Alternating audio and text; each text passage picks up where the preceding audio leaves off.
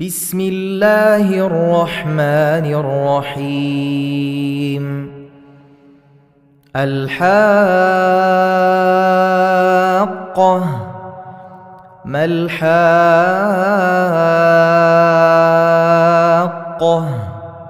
وما أدراك ما الحاقة؟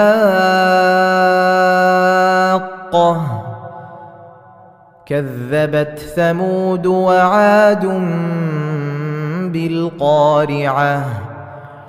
فأما ثمود فأهلكوا بالطاغية، وأما عاد فأهلكوا بريح صرصر عاتية سخرها عليهم 7 ليال و8 أيام حسوما، فترى القوم فيها صرعى كأنهم أعجاز نخل خاوية، فهل ترى لهم من باقية؟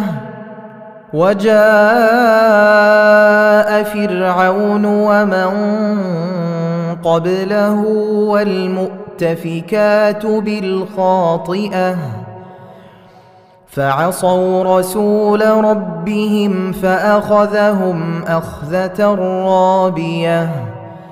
إنا لما طغى الماء حملناكم في الجارية لنجعلها لكم تذكرة وتعيها أذن واعية. فإذا نفخ في الصور نفخة واحدة وحملت الأرض والجبال فدكتا دكة واحدة، فيومئذ وقعت الواقعة. وانشقت السماء فهي يومئذ واهية، والملك على أرجائها، ويحمل عرش ربك فوقهم يومئذ 8. يومئذ تعرضون لا تخفى منكم خافية.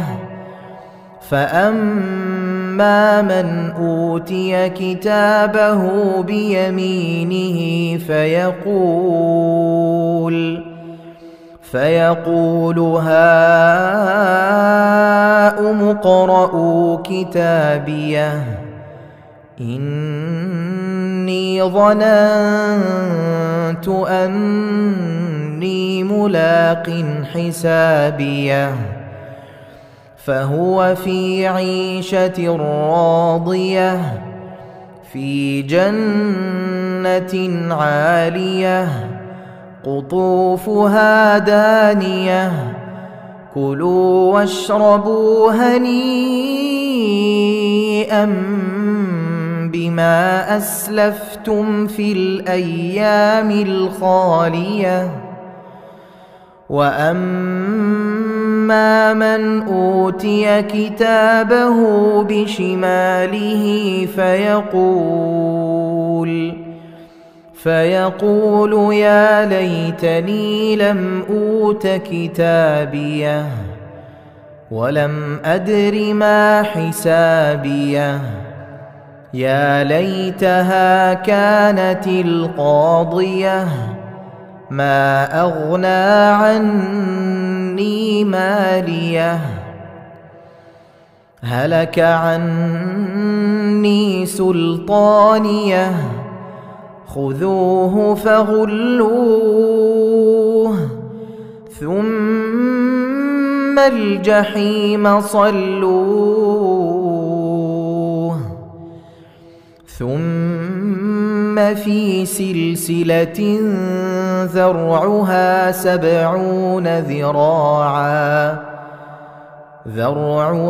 70 ذراعا فاسلكوه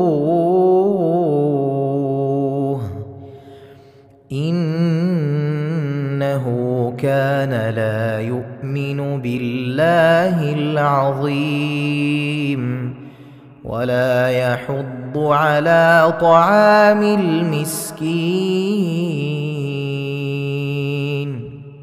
فليس له اليوم هاهنا حميم ولا طعام إلا من غسلين لا يأكله إلا الخاطئون فلا أقسم بما تبصرون وما لا تبصرون إنه لقول رسول كريم